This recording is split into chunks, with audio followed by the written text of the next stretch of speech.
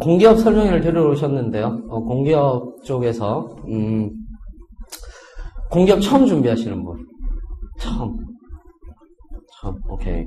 공기업 준비한 지 한 1년 정도 되신 분. 1년 정도. 한 분. 1년 이하. 나머지는 다 1년 이하. 네. 알겠습니다. 자. 공기업 들어가기 만만하지 않죠? 여러분들 어떠세요? 공기업 준비해보신 분들 공기업 들어가기 만만하지 않죠? 아마 공기업 자체가 만만하진 않을 거예요, 실제로는. 그래서 여러분들한테는 지금 현재 굉장히 많이 바뀌었어요. 많이 바뀌고, 그 다음에 많이 바뀌어서 지금 현재 이제 채용 같은 경우도 스펙 초월이라든지 이런 부분들이 굉장히 많거든요. 스펙 초월이라든지 이런 부분들이 많은데도 불구하고 사실은 잘 모르는 경우. 그래서 굉장히 지금 공기업을 준비하는 사람들이요, 스펙만 막 올리는 그런 경향들이 생기고 있어요. 그래서 전혀 지금 공기업에 대해서 못 따라가고 있고, 공준모라든지 이런 데서도 보면은, 제일 뭐랄까요? 제가 보는 입장에서는 그래요. 제가 보는 입장에서는 제일 저도 지금 공준모 쪽에서 혹시 제가 올려놓은 거 보신 적 있으세요? 그래요. 못 보셨을 수도 있어요. 앞에 직이라고 돼 있는데, 그 지금 공준모에서 잠깐 이제 직위도 맡고 있고 뭐 했었는데, 잠시만요. 위에 옷 좀 벗고 할게요.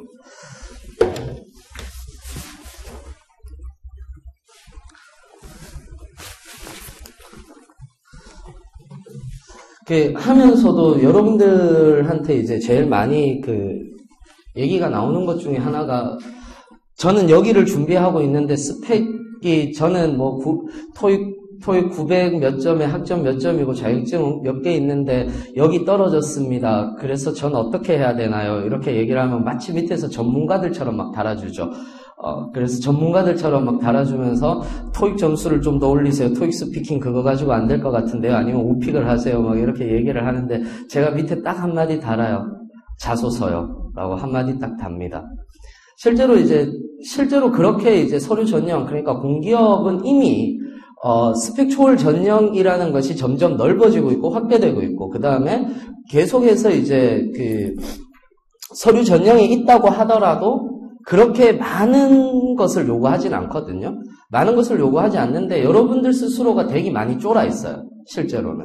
굉장히 많이 쫄아 있어서 제가 여러분들한테 그런 얘기들을 좀 드리려고 하는데, 뭐 일단 저를 모르시는 분들도 있고 아는 분들도 있어서 제 소개를 하자면은 사진은 보지 마세요. 사진은 보지 마시고요. 아무튼 이렇습니다. 지금 현재 이제 제가 노량진에 100% 아카데미 있다가 이쪽으로 넘어와서 종로에서 이제 시작을 하는 거고요. 그래서 지금 현재는 해커스 쪽에서도 공기업 강의를 했었고 지금 하고 있고, 그 다음에 대기업 쪽에서 인턴 교육 강사로도 지금 뭐 활동을 하고 있습니다. 그 다음에 외부 면접관으로도, 뭐 공기업에서는 외부 면접관으로도 몇 군데서 했었고요. 그래서 뭐 그런 것들이 있습니다. 자, 넘어갑시다. 제일 많이 이제 여러분들께서 제일 많이 궁금해 하시는 것 중에 하나가 그거예요. 공기업 정말 많이 뽑는가에 대한 부분. 진짜 많이 뽑습니까? 제가 준비를 해도 그러니까 처음 시작하시는 분들 같은 경우는, 어떠냐면은, 진짜 공기업이 많이 뽑나요? 많이 뽑으니까 제가 준비를 해도 될까요? 라는 그 첫 번째. 그 다음에 두 번째는, 제가 공기업을 준비를 하다 보니까 공기업이 생각보다는 많이 뽑지 않는 것 같던데 과연 내가 들어갈 수 있는 공기업이 있을까요에 대한 부분이에요. 실제로는. 그래서 그 부분들을 이제 말씀을 드리면은요, 우리가 요렇게 볼 수가 있어요. 요렇게 볼 수가 있는데 2013년도는 상반기까지만 집계가 된 거고요. 2013년도는 이제 상반기만 집계된 거고 하반기는 아직까지 집계가 안 됐고요. 그래서 2005년부터 이렇게 보시면은요, 이때가 제일 많이 뽑았어요. 이때가 제일 많이 뽑았죠. 2005년, 2006년도가 굉장히 많이 뽑았어요. 그래서 실제로 14,000명, 15,000명 이런 식으로 뽑았거든요. 우리나라에 공기업이 몇 개가 있을까요? 우리나라에 공기업이 몇 개가 있을까요? 우리나라에 공기업이 몇 개가 있느냐 하면요, 310개가 있어요. 310개 공기업이 있는데 1년에 몇 개 정도 공채가 나오느냐 하면 한 200군데에서 공채가 나와요. 실제로 정규직을 뽑는데 정규직을 뽑는데 200군데 정도에서 공채가 나와요. 그래서 제가 공기업을 준비하시는 분들한테 제일 많이 말씀을 드리는 것이 있어요. 뭐냐 하면 멘탈. 공기업 준비하시는 분들은 멘탈이 굉장히 강해야 돼요. 예를 들어서 200군데를 다 낼 수는 없잖아요. 여러분들 생각해 보세요. 200군데를 다 내면요, 1년 365일 내내 200일을 원서를 써야 된다는 얘기거든요. 그렇지 않습니까? 그러니까 200군데를 다 낼 수는 없어요. 다 낼 수는 없는데 그 중에서도 이제 한 달에 1개 아니면 2개 정도는 낼 수 있다는 거죠. 예를 들어서 지금 제일 가까이 있는 건 뭡니까? 한국공항공사 있죠. 지금 현재 제일 가까이 있는 건 한국공항공사 있는 거고, 이미 원서 접수는 끝났죠. 원서 접수는 끝났고, 이제 다음 주에 발표를 하고, 그 다음 주에 이제 시험을 치게 되는데, 그 다음에 이제 남아있는 것도 뭐 있습니까? 가까이 있는 거 국민연금 남아있는 거고요. 국민연금 남아있는데, 국민연금 같은 경우도 이미 서류 접수는 끝났습니다. 그래서 서류 접수는 28일 날 끝났죠. 그래서 지금 제일 가까이 남아있는 거 6월달 동안에 2번 시험을 치는 거예요. 한국공항공사하고 국민연금공단하고 이 2군데를 칠 수가 있거든요. 그러니까 한 달에 적어도 1군데 아니면 2군데예요. 그 다음에 제일 많이 몰려있는 데가 언제냐면 9월달. 대부분 어떻게 이제 여러분들이 생각을 하셔야 되느냐 하면요. 몇 월 달에 이제 제일 많이 여러분들이 보실 수 있느냐 하면은 3월부터 6월 정도까지. 3월부터 6월 정도까지 제일 많이 보세요. 왜 그러냐 하면은 공기업이 예산을 짤 때 언제 짜느냐 하면 2월에 마이크 배터리 다 됐어요. 2월에 다 들리시죠? 제가 마이크 목소리가 좀 더 좋아요. 죄송해요. 여러분들이 너무 경직돼 있으세요. 너무 경직돼 있으셔서 자, 2월 달에 보통 공기업 같은 경우는요, 2월 달에 예산안을 만들어요. 예산안을 제출해요. 실제로. 그래서 만약에 2014년도면 2014년도에 예산안을 제출하거든요. 제출하니까 몇 월 달부터 신입사원을 뽑기 시작하느냐면 3월부터 뽑기 시작을 해요. 여러분들 신입사원도 전부 다 예산안에 들어가거든요. 여러분들 공기업이 왜 많이 안 뽑냐라고 얘기를 많이 하시는데 실제로 어떠냐면 여러분들 100명 뽑으면은요. 여러분들 평균 지금 현재 공기업 연봉이 얼마 정도 돼요?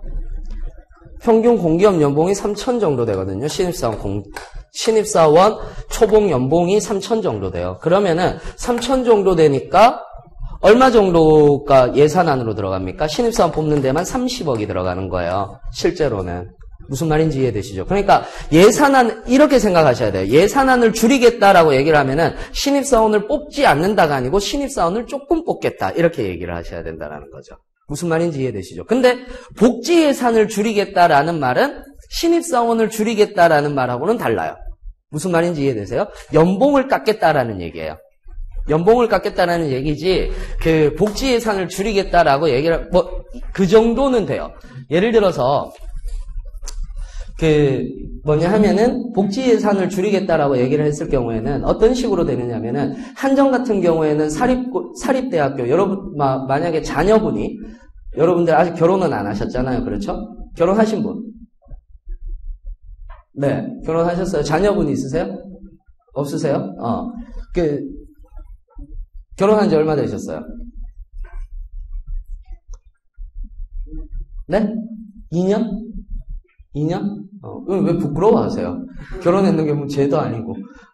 결혼을 해서 자녀를 낳으시면은요, 양육비가 다 지원이 돼요. 실제로. 한전 같은 경우에는. 그래서 실제로, 한전을 다니시는 분들은 자기 아들이나 딸이 장학금을 타오면 굉장히 화를 내요. 이 새끼 왜 이렇게 너 장학금 공부를 잘해서 왜 이렇게 장학금을 타와? 막 이런 식으로. 그리고 국립대 가는 걸 굉장히 반대해요. 왜 그러냐면 이게 돈으로 나와요. 장학금이 돈으로 통장으로 꼽힌단 말이에요. 그러니까 어떻게 되느냐면 예를 들어서 410만 원이잖아요. 410만 원이면 얼마가 나올까요? 410만 원이 안 나와요. 장학금으로 500이 나와요. 무슨 말인지 이해되시죠? 그러면은 내가 90만 원 인마이 포켓 할 수 있는 거잖아요. 무슨 말인지 이해되세요? 그래서 어떠냐면은 380만 원 아버지 학비가 380만 원 나오는데 너희 학교는 왜 그렇게 비싸냐? 그래요. 왜? 인마이 포켓 할 수 있는 돈이 20만 원인 거예요. 아버지 요번에 405만 원 정도인데요. 야 괜찮네 너희 학교 이렇게 되는 거예요. 입마에 포켓할 수 있는 돈이 95만 원이니까. 그런데 복지 예산안을 줄였다는 것은 이걸 줄였다는 거예요. 500만 원을 주지 않고 410만 원 딱 맞게 준다는 얘기고, 그 다음에 380만 원 하면 380만 원 딱 맞게 준다는 얘기고, 영수증 처리하겠다라는 얘기예요. 이게 복지 예산을 줄인 거예요, 실제로는. 그래서 아직까지 우리나라 공기업이 말도 많고 탈도 많은 거예요. 그 내부적으로는 말도 많고 탈도 많은데, 자, 어찌됐건 간에 예산안을 제출을 하는 게 2월 달이에요. 그러면은 3, 4, 5월 달에 좀 빠른 공기업들은 3, 4, 5월 달에 신입사원을 모두 다 채용을 해요. 그래서 3, 4, 5월 달에 예산안, 그 공고문이 제일 많이 나와요. 실제로는. 그래서 7월 달, 8월 달 되면 소강 상태예요. 거의 안 뽑아요. 진짜 뽑는다고 해봐야 뭐 진흥회 연구회 정도. 진흥회 연구회 정도로 한두 명 뽑는 거 있죠. 10명 안으로 뽑는 거 있죠. 그런 식으로 뽑는 거고, 그래서 7, 8월 달에는 좀 소강 상태예요. 그 다음에 9월 달에는 뭐가 있어요? 9월 달에는 금융권이 있어요. 금융권이 전부 다 합동공채를 보죠.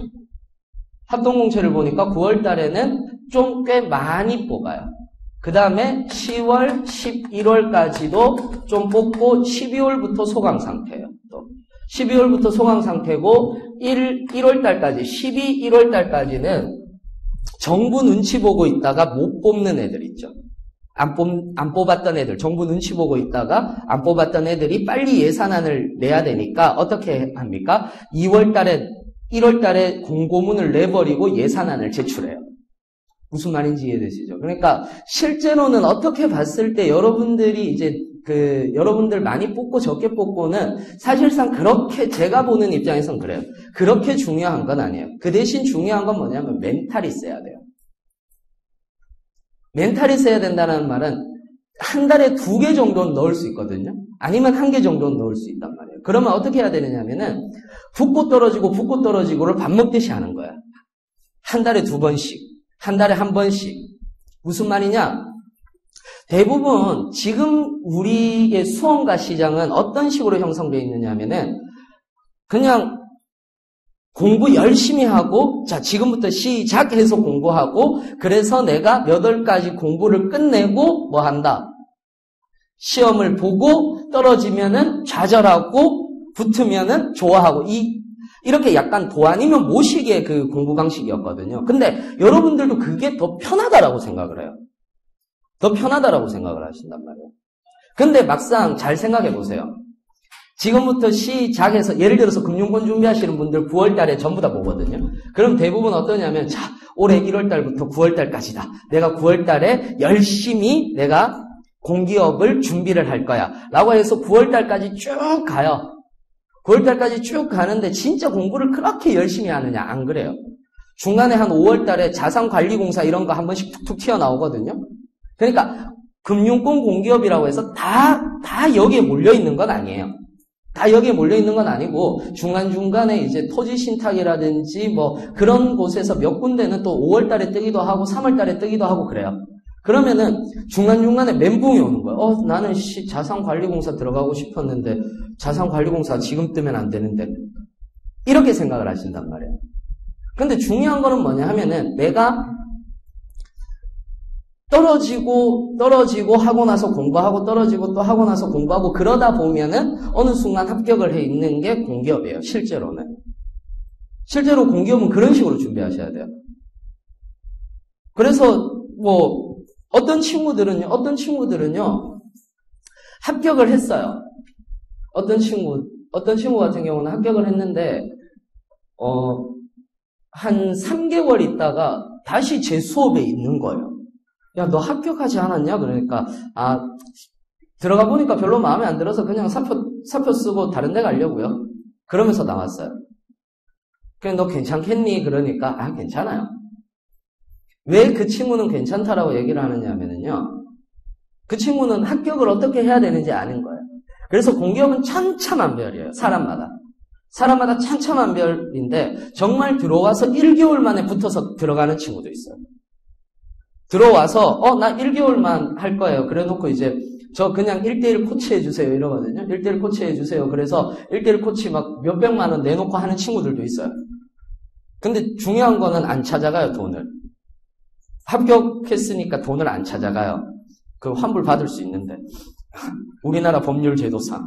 근데 어찌됐건 간에 그런 식으로 간단 말이에요. 그런 식으로 진짜 1대1을 하라는 건 아니에요. 어떤 친구는 나는 이 수업만 들을게요 그랬는데 또 1개월 만에 또 합격해서 가는 친구가 있는데, 또 어떤 친구는 1대1로 했는데도 불구하고 한 1년 6개월 동안 계속 헤매고 있다가 한 1년 8개월째 들어가는 친구들도 있어요.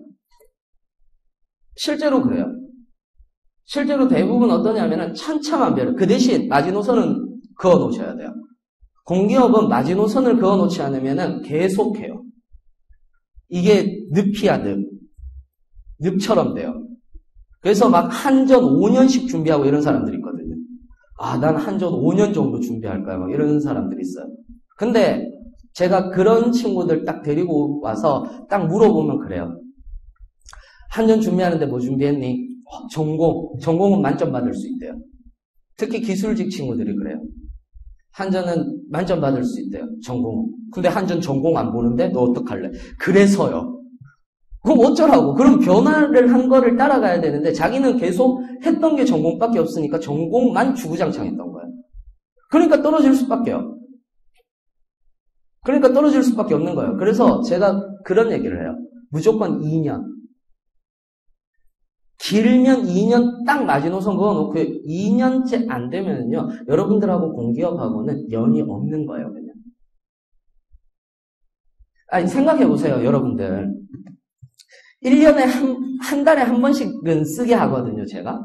한 달에 한 번씩은 쓰게 해요. 그러면은, 한 달에 한 번씩 쓰면은 자소서를 몇 번 쓸까요? 2년 동안. 24번. 자소서 24번을 써요. 그 중에 자소서가 한 번도 제대로 된 거 안 나온다는 건 자소서 못 쓴다는 얘기예요. 이 사람은. 그렇잖아요. 자소서를 24번을 써요. 그것도 각 공기업에 맞춰서. 그렇지 않습니까? 그래서 1차 서류 전형이 됐어요. 그러면은 필기 시험을 몇 번 봐요? 24번. 그 중에서 반 떨어진다고 하더라도 12번을 봐요. 그렇지 않습니까? 그 중에서 반을 떨어진다고 하더라도 6번은 면접을 봐요. 그럼 그 중에 하나가 안 된다는 건 연이 없다는 얘기예요. 공기업하고는. 실제로.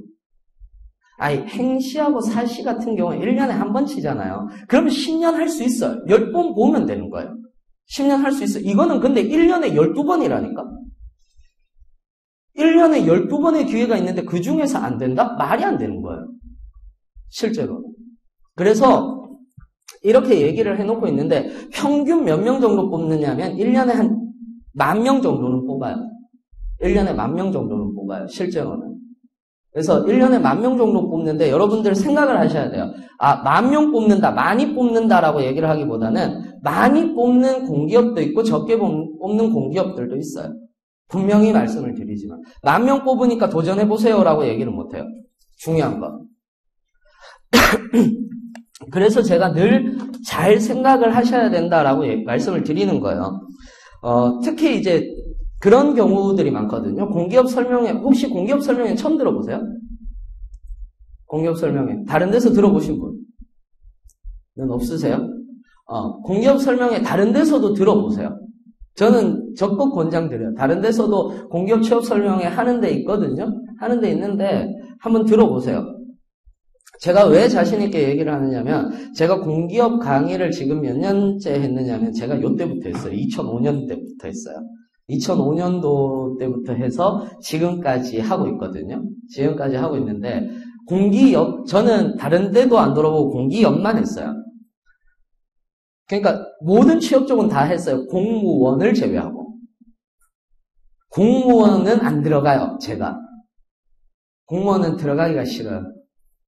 원래 제가 2006년도에 공무원 강의를 했었는데, 공무원 강의 했다가 노량진에서 엄청난 충격적인 얘기를 듣고,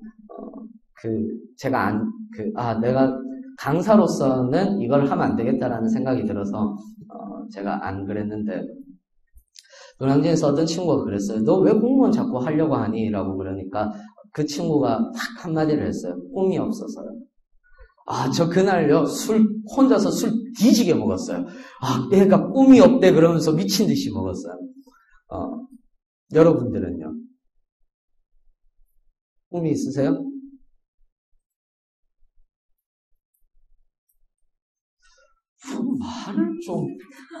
반응을 좀 하세요. 여러분들 표정이 어떠냐면요. 마치 제가 시험대 위에 올라 있는 것 같아요. 네가 한번 직결해봐라. 내가 한번 받아들여줄게. 뭐 이런 느낌이에요, 약간. 자, 그래서 공기업 채용 많이 한다, 적게 한다에 대한 문제는 아니에요. 제가 분명히 말씀드리는 거지만은 뭐냐 하면은 들어갈 놈은 들어가요. 들어갈 사람은 들어가요.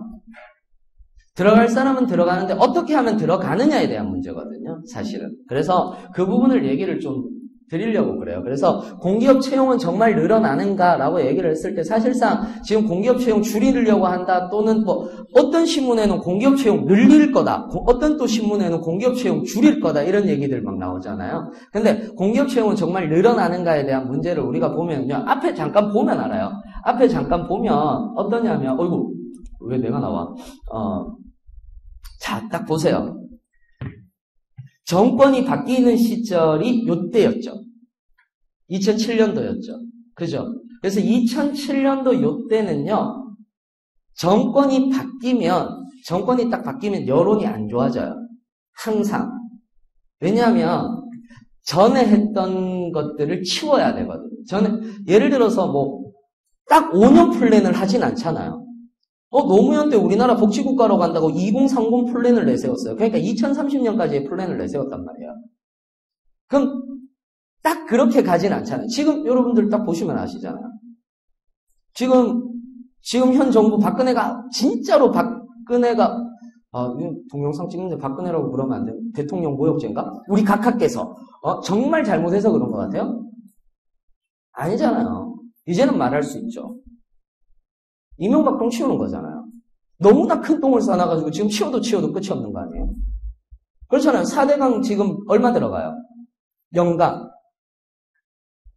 지금 연간 유지 보수비가 1조가 들어가요. 22조 썼고 1조가 들어간단 말이에요. 유지 보수비만. 매년. 그러니까 예산이 없죠. 지금 이번에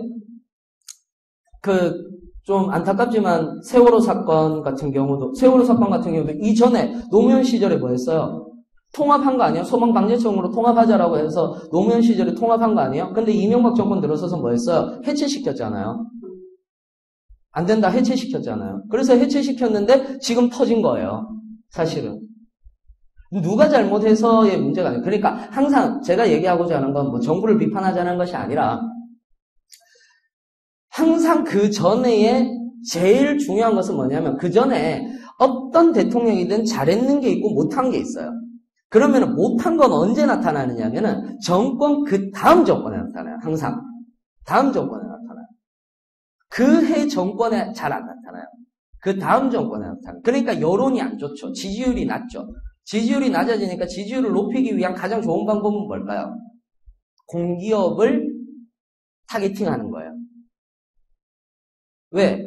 공기업은 우리 국민들 인식 사이에 공기업은 방망경영하고 부패가 있고 낙하산 인사가 많고 이러다 보니까 뭔가 이상한 곳이다 이런 생각들을 많이 하거든요. 그래서 대부분 어떠냐면은 야 공공기관에 돈을 줄여내라고 얘기를 하면은 실제로 여론이 올라가는 경우가 있어요. 그래서 정권 초에는 항상 조금씩 뽑아요. 항상 조금 뽑아요. 근데 재밌는 건 뭐냐면은 공공기관의 채용을 줄이잖아요. 그러면은 대기업이 그렇다고 채용을 늘립니까? 아니에요. 대기업은요, 자기들 이윤에 따라서 늘리고 줄이는 거예요. 대기업은 그거에 대한 사회적 책임이 존재하지 않잖아요. 그럼 실업률을 줄이는 가장 좋은 방법은 뭘까요? 공공기관의 채용을 늘리는 거예요. 실제로. 그래서 뒤에 가면 공공기관의 채용을 늘려요. 그러다가 이제 또 정권 초되니까 또 떨어진 거예요. 그나마 적게 떨어졌어요. 이번에는. 그러면은 또 올라가요.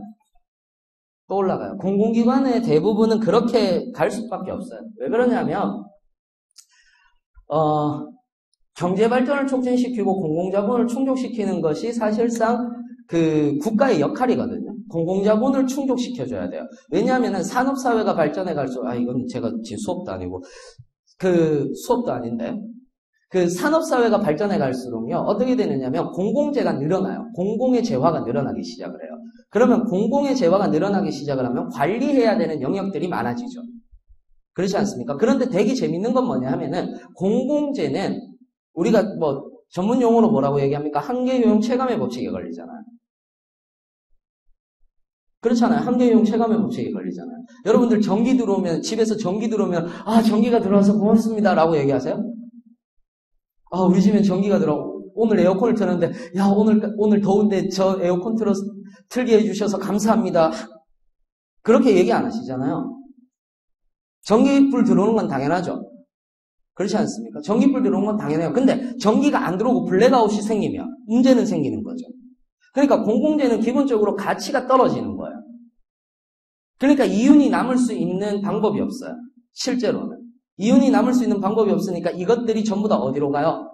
정부가 따는 거예요. 실제로는. 그래서 국민은 세금을 내고, 그래서 산업사회가 발전하면 발전할수록 공공재는 늘어나요. 필수 소비품은 늘어나고, 공공재는 늘어나고, 도로도 늘어나고, 항만도 늘어나고, 공항도 늘어나게 돼 있어요. 전기도 늘어나고. 그렇기 때문에 대부분 공공자본의 충족이 이루어질 수밖에 없는 상황이 오는 거예요.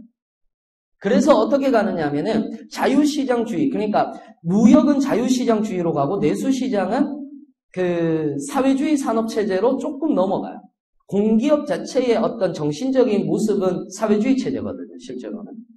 그래서 사회주의 경제체제로 넘어가는 거예요. 그것을 우리는 복지국가라고 얘기를 해요. 무슨 주의라고 얘기하면 좀 못하지만은. 그렇기 때문에 공기업의 채용은 늘어날 수밖에 없다라는 거죠. 자, 그러면은 어떻게 하면은 이제 내가 공기업을 들어갈 수 있는가라고 우리가 봤을 때, 여러분들 가이드북 나눠드렸을 거예요, 제가. 가이드북을 나눠드렸을 건데, 그냥 참고하시라고, 한 8페이지부터는요, 공기업의 연봉이에요. 8페이지부터는 280여 군데의 공기업의 초봉 연봉이에요. 그냥 보세요. 초봉 연봉이고, 수당 제외한 거예요. 수당 제외한 초봉 연봉이에요. 심지어는 세금까지 뗀 초봉 연봉이에요. 몇 페이지 보시면 되느냐면 15페이지 잠깐 보세요. 15페이지. 공기업을 분류를 하는데 공기업을 어떤 식으로 분류를 하느냐면 이렇게 분류를 할 수가 있어요. 예전에는 제가 요거보다는 세분화시키지 않고 에너지 발전, 금융권, 그 다음에 사회복지, 나머지 기타로 나눴거든요. 기타로 다 넣었는데 이렇게 이제 우리가 좀 지금 이거는 제가 지금 책을 쓰고 있는 책 중에서 하나예요. 공기업 쪽을 모르고 준비하시는 분들이 너무 많아서 지금 제가 공기업 가이드북을 이제 준비를 하고 있거든요. 그래서 원래 제가 공기업 가이드북을 냈었는데 출판사에서 한 1000부 팔고 절판을 시키고 나서 아무튼 그러고 나서 이제 지금 다시 제가 하고 있는데, 공기업을 어떤 식으로 분류를 하느냐면은 이렇게 분류를 할 수 있어요. 에너지 발전, 금융권, 여기서 빠졌는데, 여기 프레젠테이션에서 빠졌는데, 토목, 토지, 건축 공기업, 그 다음에 사회복지 공기업, 교통 관련 공기업, 관광 공기업, 국제 무역 공기업, 농수산 관련, 의료 관련, 환경 산업 관련, 그 다음에 나머지는 기타예요. 이런 식으로 이제 여러분들이 나눌 수가 있어요. 자, 이렇게 나눈 거는 뭐냐면은 원래 공기업의 분류표, 정부에서 따른 분류표는 뭐냐 하면은 지분에 의한 분류표만 있어요. 그래서 SOC, 그 다음에 정부형 공기업 또는 준정부형 공기업, 그런 식으로 이렇게 돼 있거든요. 근데 그렇게 분류를 하면은 여러분들이 어디를 어떻게 들어가야 될지 몰라요. 기준점을 잡기가 굉장히 힘들단 말이에요. 그래서 이거는 사실은 제가 나눠놓은 거예요. 제가 이렇게 분류표를 나눠놨고, 에너지 발전 공기업 같은 경우는 당연히 한국전력, 한수원, 그 다음에 중부, 서부, 동서, 동서, 남부, 남동발전, 자회사 5개, 그 다음에 가스공, 석공, 지역난방, 한국수자원공사, 그 다음에 에너지관리, 한국가스, 그 다음에 석유관리원, 에너지기술평가원, 정기안전공사, 거래소, 그 다음에 뭐 이런 데가 있어요. 이런 데가 있는데, 자, 중요한 거는 뭐냐 하면은, 에너지 발전 공기업이나 금융권 공기업 중에서 제가 늘 얘기하는 게 있어요. 여러분들이 에너지 발전 쪽으로 준비를 하시면은, 금융권은 포기는 하셔야 돼요. 기회비용을 생각하셔야 돼요. 왜냐하면 에너지 발전 쪽을 준비를 하시면서 나는 금융권도 한번 덤벼볼래요 라고 얘기를 하면 나중에 되면은 2차 필기 준비하는 게 완전 다르거든요. 실제로는. 1차 서류까지는 비슷비슷해요. 근데 2차 들어가면은 전공을 준비해야 되거나 그 준비해야 되는 과목 자체가 전혀 달라요. 전혀 다르다 보니까 에너지 발전 공기업이라든지 금융권 공기업이라든지 둘 중에 하나를 선택해서 준비하실 필요는 있어요. 실제로는. 둘 중에 하나를 선택해서 준비를 하셔야 될 필요는 있고, 그 다음에 내가 조금 더 넓히겠다. 그러면은 사회복지공기업까지 요 3군데를 타겟팅. 제일 먼저 1차. 그러니까 1지망이 존재를 해야 돼요. 이제 가장 중요한 거예요. 1지망이 존재를 해야 돼요. 오케이? 무슨 말인지 이해되시죠? 그래서 1지망이 존재를 해야 되는데 그 1지망을 내가 에너지 발전으로 갈 거냐, 금융권으로 갈 거냐, 사회복지로 갈 거냐예요. 그 다음에 나머지 교통, 관광, 국제무역, 그 다음에 농수산, 의료 관련 공기업 같은 경우는요. 내가 이쪽을 준비하다 보면은 대부분 들어갈 수 있는 공기업들이에요. 요거는 여러분들이 어떻게 준비를 하셔야 되느냐 하면은 그냥 내가 준비를 하다가 보니까 내가 1지망 말고 2지망 쪽으로 떴는데 요거 한번 내봐야지 해서 갈 수 있는 공기업들이라는 거예요. 무슨 말인지 이해되시죠? 그 대신 금융권 쪽으로 준비를 한다면 여기에서는 빠졌지만 토목 건축 공기업은 애석하게도 또 들어가기는 힘들어요. 그 대신 또 금융권 공기업을 준비를 하면은요, 이렇게 국제무역이라든지 관광 쪽 공기업을 또 들어가기는 또 좀 힘들어요. 에너지 발전 쪽을 준비하다 보면. 그래서 내가 어느 정도 타겟팅은 해야 돼요. 왜 타겟팅이 필요하냐면 예전에는 막 우죽순이었거든요. 우죽순으로 그러니까 토익 점수 올라가고 1차 서류 준비하는데 한 1년, 2차 필기 준비하는데 한 1년, 그 다음에 합격하는데 한 1년, 이러니까 거의 기본적으로 3년이 갑니다. 기본적으로. 그렇게 준비하시면 절대 안 돼요. 절대 안 돼요. 공기업은 언제부터 시작한다? 지금. 공기업은 언제부터 시작하느냐면 지금부터 시작합니다. 왜 그러냐면, 자, 요거는 제가 말씀을 드릴게요. 저기에서도 얘기를 드렸지만 에너지 발전 공기업은 한국전력에 맞춰 준비하자라고 얘기를 했잖아요. 근데 한국전력에 맞추면은 웬만하면은 다 맞춰져요. 실제로 웬만하면 다 맞춰져요. 왜 맞춰지느냐면은 한전 같은 경우는 특히 1차 서류 부분에서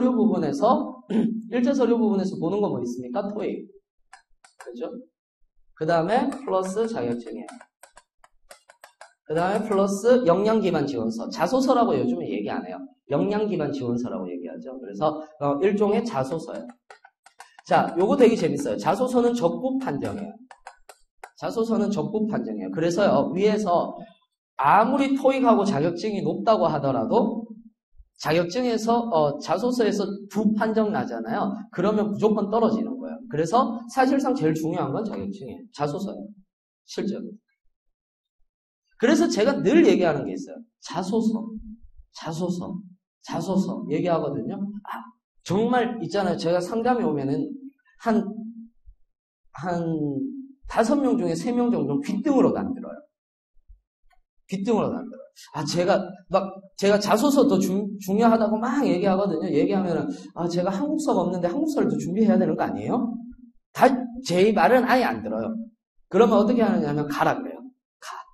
더 가. 다른 데서 준비해. 그럼 오기가 생기나 봐요. 꼭 제 수업을 들어요. 전 그냥 진짜 가라 그래요. 우리 원장님이 보시면 우리 선생님한테 상담을 맡기면 안 되겠다라고 생각을 하겠지만은 저는 어쩔 수 없어요. 왜냐하면 실제로 공문에 이렇게 나와 있어요. 자소서 적부 이렇게 나와 있어요. 그럼 아무리 좋은 점수를 받더라도 이거 자소서 부판정 나면은 그냥 끝나는 거예요. 실제로. 그래서 자소서가 중요한지 잘 몰라. 자, 토익은 몇 점이냐 하면은 900점을 만점으로 줘요. 기술직이든 뭐든 상관없이. 900점을 무조건 100점으로 줘요.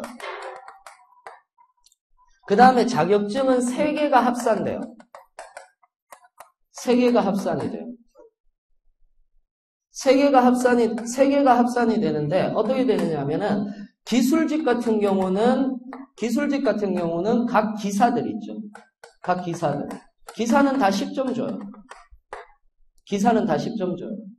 근데 내가 예를 들어서 이런 경우가 있어요. 난 전기인데 전기 기사는 10점을 줘요. 근데 내가 환경산업 기사가 있어요. 환경산업 기사를 가지고 있으면은 그건 8점을 줘요. 무슨 말인지 이해되시죠? 그래서 보통은 뭐 쌍기사 그러는데 쌍기사 가지고 있는 사람들 몇 명이나 있어요. 그렇지 않습니까? 쌍기사 가지고 있는 사람들 몇 명이나 있어요. 거기다가 저는 공중보 가면 깜짝깜짝 도대체 어떻게 공부를 하는 사람들 자격 한전 들어가려면 기사 3개 정도는 2개는 기본이고 3개는 따야죠 라고 얘기를 하는데 제가 보는 입장에서는 얘들은 대학교를 몇 년 동안 다니길래 자격증 3개를 공부할 수 있지? 라는 생각이 들어요. 진짜로. 제가 봤을 때 자격증 3개 정도 기사 자격증 3개 정도 준비하려면은요, 거의 30 넘어야지 이제 한전 한번 준비해볼까 이렇게 된단 말이에요. 그러면 그때는 또 한전 바뀌어 있을 거예요. 그때는. 정말로. 그때는 또 한전 바뀌어 있을 거예요. 그래서 10점이고 사무직 같은 경우는 전산 관련 자격증, 정보처리기사, 커말 이런 것들 있잖아요. 커말 1급 이런 것들은 7점 줘요. 7점 줘요. 나머지는 다 5점이에요. 토익 스피킹 7급 5점. 한국사 2급 5점. 다 5점이에요. KBS 한국어 능력 시험 3뿔 5급. 5점. 다 5점이에요. 그러면은 실제로 사무직이 받을 수 있는 최고의 점수는 몇 점? 12점. 자격증은 12점. 기술직은 최대 몇 점? 18점이에요. 실제로 기술직 18점. 무슨 말인지 이해되시죠? 그럼 최고 받을 수 있는 점수는 몇 점? 그냥 118점, 112점이에요. 근데 보통 커트라인은 몇 점? 95에서 100. 왜? 1차 서류 전형에서요, 지금까지 한전 작년하고 올해 상반기에 몇 배수 뽑았느냐면 50배수하고 30배수 뽑았어요. 50배수를 처음에 뽑았어요. 그러니까 너무 많아. 전국 단위로 시험을 쳤어요. 그래서 진짜 전국 단위로 시험을 치다 보니까 이게 되게 말도 안 되는 기현상이 일어났어요. 기현상이 일어났는데 이때 당시에 전기를 몇 명 뽑았었느냐 하면은 몇 명 뽑았지? 80명 뽑았다. 88명 뽑았거든요. 88명 뽑았어요. 이때 당시에. 50배수를 뽑다 보니까 몇 명을 뽑아내야 돼요? 4,000명. 이때 지원자가 몇 명이었느냐면 4,100명 정도 됐습니다. 그러니까 1차를 다 붙여야 돼요. 그러니까 자기들이 채점할 게 너무 많아지는 거야. 채점 비용이 너무 많아져. 그래서 줄인 게 그렇다고 20배수를 뽑자니 이거는 또 정부에 반하는 것 같아요. 그래서 자기들끼리 조율한 게 30배수예요. 그러니까 커트라인이 어느 정도 되었느냐 하면은 약 한 몇 점 정도 됐을까요? 한 90점에서 100점 정도였어요. 실제로. 자격증 없어도 들어간 친구 있었어요. 자격증 없어도 들어간 친구 있었어요. 기술직인데 자격증 없어도 들어간 친구 있었어요. 정말로. 왜 그러냐면, 자, 보세요. 기술직이 자격증이 필수가 아니거든요. 해당 학과를 나오면 돼요. 기술직 같은 경우는. 왜냐하면, 면접에서 전공 면접을 봐요. 면접에서 전공 면접을 보기 때문에 그 공부를 안 하고 들어갈 수는 없어요. 예전에는 인성만 물어봤는데 요즘에는 전공 면접 다 봐요. 그렇기 때문에 면접이 빡세졌어요. 면접이 빡세졌지. 그럼 면접이 기본적으로 아주 낮은 게 지금 현재 공기업에서 아주 낮은 게 3배수 뽑거든요. 그럼 기본적으로 3대 1이란 얘기예요. 한전 같은 경우는 5대 1 정도까지 나와요. 실제로. 인국공 같은 경우는 약간 미쳐가지고 10대 1까지 냈어요. 10배수를 뽑아버렸어요. 그래서 면접에서 10대 1까지 나와버렸어요. 그러니까 어떠냐 하면은 한정 같은 경우는 자 900이 만점이잖아요. 900이 100점이잖아요. 그럼 800이면 몇 점이에요? 90점. 700이면 몇 점이에요? 80점. 무슨 말인지 이해되세요? 근데 사무직은 730 이상 지원 가능하거든요. 그러니까 전부 다 몇 점 맞는 거예요? 800점 이상이면 다 통과돼요. 그 대신 떨어진 사람들은 뭐의 문제예요? 이거의 문제. 떨어진 사람. 무슨 말인지 이해되세요? 그래서 사실은 에너지 발전 공기업 같은 경우는요, 사무직이든 뭐든 할 것 없이 저는 그 얘기는 해요. 한국사 능력 검정 시험은 준비해라 라고 얘기를 해요. 왜냐하면은 사회복지공기업이라든지 관광공기업이라든지 교통 관련 한국공항공사에서 이번에 뭐 쳐요? 상식하고 전공 치거든요. 그러니까 그 중에서 상식 중에서 뭐가 좀 많이 나오느냐면 한국사가 좀 많이 나온단 말이에요. 실제로는. 물론 단답형이라서 그 한국사 검정 능력 시험하고는 조금 다르기는 하지만은 한국사 검정 능력 시험하고는 좀 달라요. 문제는. 당연히 다른 건데 실제로 여러분들이 딱 생각을 했을 때 가장 중요한 것 중에 하나는 뭐냐면은 한국사 검정 능력 시험은 한번 봐라. 왜? 상식 공부하면서 한국사 다른 거 하기도 바빠 죽겠으니까 요거 하면서 한국사는 마스터 해버려라는 얘기예요. 무슨 말인지 이해되시죠? 그래서 한국사는 웬만하면 해라라고 얘기를 하면은 자 한국사 5점 들어간단 말이에요. 그죠? 한국사 5점 들어간단 말이에요. 그러면은 한국사 5점 들어가면 800점 맞으면 95점이에요. 95점이에요. 자소서 잘 쓰면 무조건 붙어요. 무조건 붙어요. 무슨 말인지 이해되시십니까? 저번에 커트라인 95점이었다니까. 그러니까 기본적으로 한정 같은 경우는요. 그냥 이것저것 있는데요 해서 얘기하다 보면은 제가 무조건 거의 100점이 맞춰져요. 예를 들어서 어떤 친구 같은 경우는 기술직인데 기술직은 630점 이상 지원 가능하니까 700점이었어요. 아, 이 토익으로 가능할까요? 제가 내보라고 그랬어요. 아니, 이게 되게 웃겨요. 냈어요. 떨어졌어요. 인생이 끝난 게 아니잖아요. 그렇잖아요. 그럼 제가 그런 얘기를 해요. 윗저 본전이니까 한번 내봐 이래요. 아, 저 토익이 준비가 안 돼서. 아이, 그래도 내봐. 그러면은 저하고 싸워요. 왜 저하고 싸우는지 모르겠어요. 한번 생각해 보세요. 내고 떨어지면 그냥 떨어진 거예요. 그렇지 않습니까? 떨어진 거는 그냥 떨어진 거예요. 내 인생이 끝나는 게 아니잖아. 한전 떨어졌다고 내 인생이 끝나요? 그런 거 아니잖아. 다른 데 가면 되지. 한전 떨어졌어요. 한 수원 나온단 말이에요, 곧. 한 수원 다음 달에 곧 나와요. 또. 다음 달에 곧 나와요. 그러니까 한 수원 같은 경우 다음 달에 또 곧 나오니까 불과 몇 주 안 남았어요. 한 다음 주나 다다음 주에 공고문 나올 거예요. 그래 7월 달에 시험 치고 8월 달에 나오고 아무튼 그렇게 해서 한 수원 쭉 또 나올 거예요. 그러면은 또 한 수원 남았죠. 그러면 한 수원 딱 뜨면은요. 한전도 눈치 보다가 한전도 내거든요. 왜냐면 한전이 얼마 전에 인턴 사원을 했었잖아요. 청년 인턴, 그러니까 인턴을 언제 뽑는지 딱 보면 돼요. 청년 인턴을 뽑았잖아요. 그럼 청년 인턴 요게 6개월 과정이다. 그러면은 청년 인턴 뽑은 그 시기부터 6개월 뒤에 무조건 시험을 친다는 얘기예요. 왜? 요즘에는 청년 인턴 제도에서 그 20%는 무조건 그 전형이 가능하니까. 무슨 말인지 이해되시죠? 20%는 무조건 뽑아야 돼요. 20%는. 그러니까 이번에 지금 인국공 청년 인턴 하잖아요.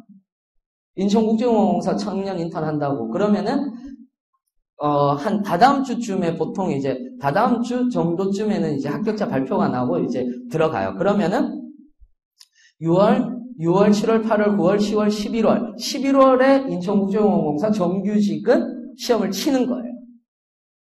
실제로. 무슨 말인지 이해되시죠? 그러니까 인턴 채용을 잘 봐야 돼요. 인턴 채용을 잘 보면은 요게 3개월짜리다. 그러면은 3개월 뒤에 나온다는 얘기고 요게 6개월짜리다. 그러면 6개월 뒤에 나온다는 얘기예요. 단 청년 인턴임에도 불구하고 정규직이 안 나오는 건 2개밖에 없어요. 코트라하고 코이카. 코트라고 토익하는 100% 전형, 100% 넘겨주는 거예요. 인턴에서 100% 그 정규직 전환이거든요. 정확하게 얘기할게요. 98%, 한 명 정도 떨어진다고 해요.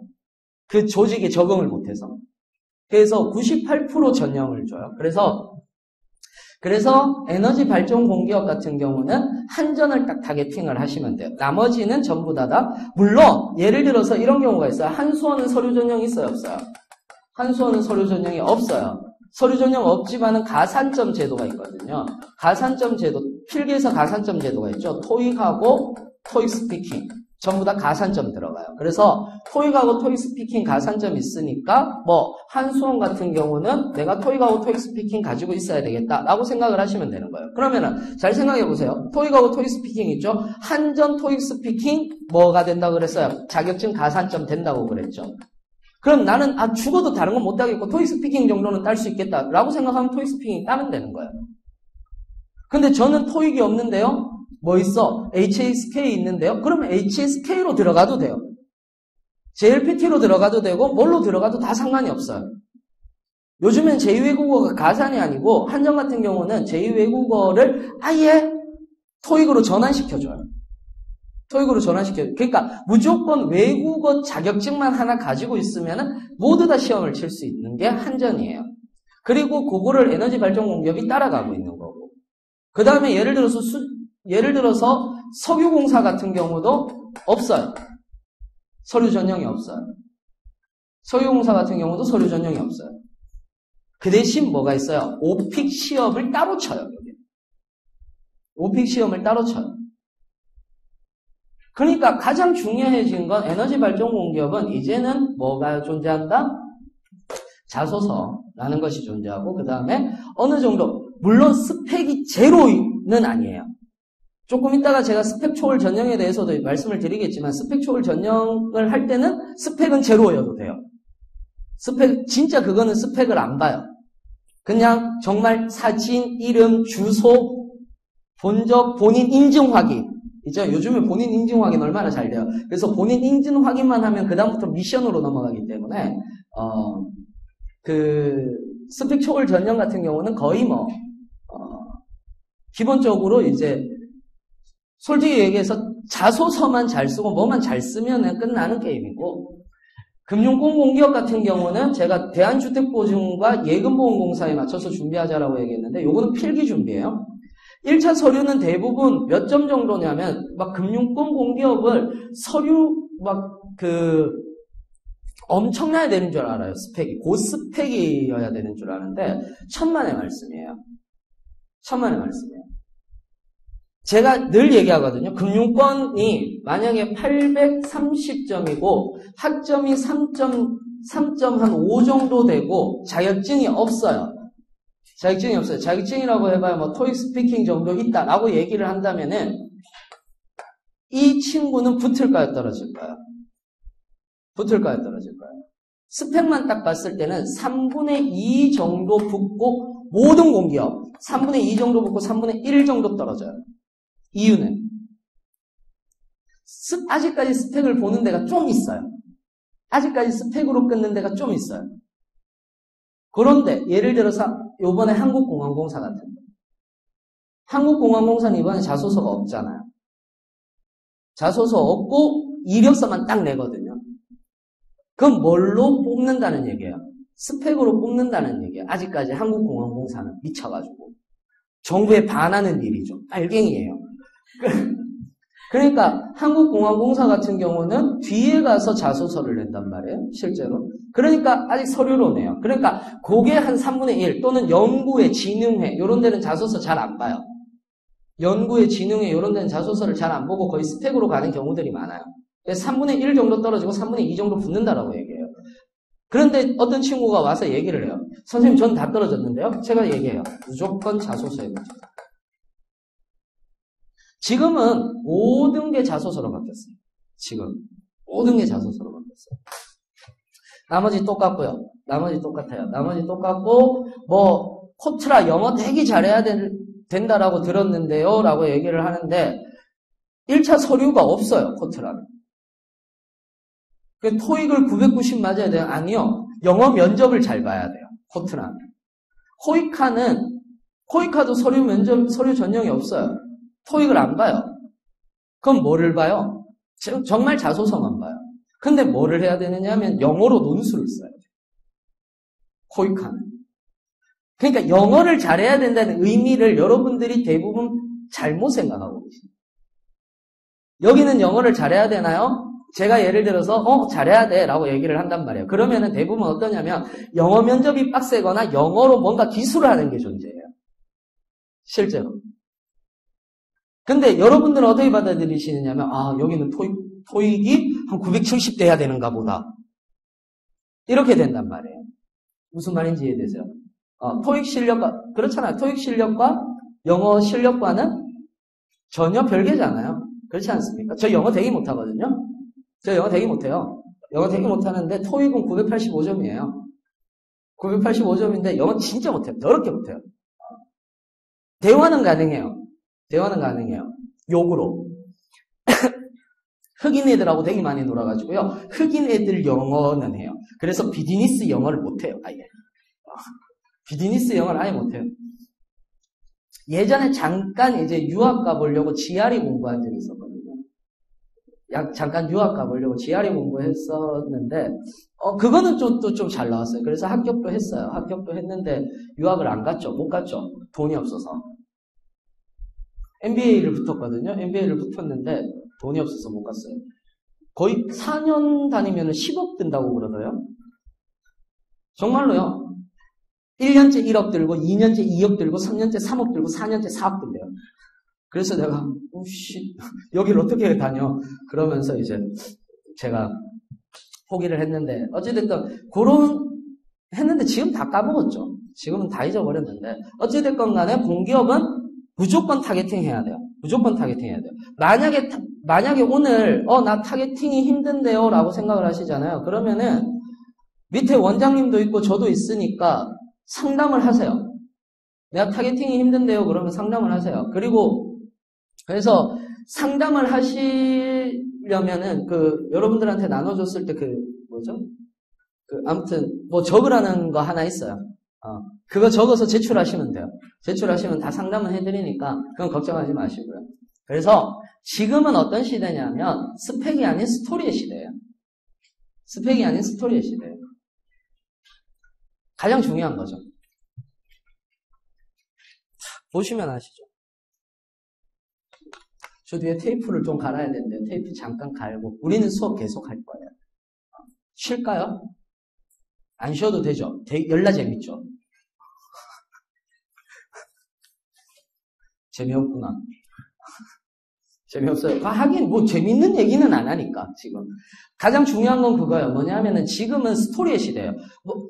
제가 봤을 때 가장 지금 베스트셀러, 그러니까 취업서적 중에서 베스트셀러가 스토리가 스펙을 이긴다라는 그 책 있죠. 그게 베스트예요. 제가 봤을 때는. 그거는 안에 내용은 이거는 명예훼손을 고소할라. 안에 내용은 똑같은데 사실은 제목을 정말 너무 잘 지었어요. 너무 잘 지었어요. 정말 맞아요. 정말 맞아요. 이제는 스토리가 스펙을 이기는 시대는 맞아요. 중요한 건. 그래서 예전에는 인풋의 시대였지만 지금은 아웃풋의 시대예요.